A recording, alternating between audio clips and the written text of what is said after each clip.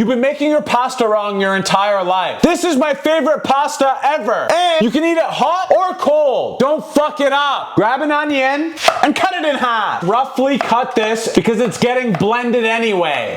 A knob of butter. Cook the onions down until they're translucent. My fellow Americans, translucent means see-through. Now you're gonna add 0.132 gallons of heavy cream, which for normal people is 500 milliliters.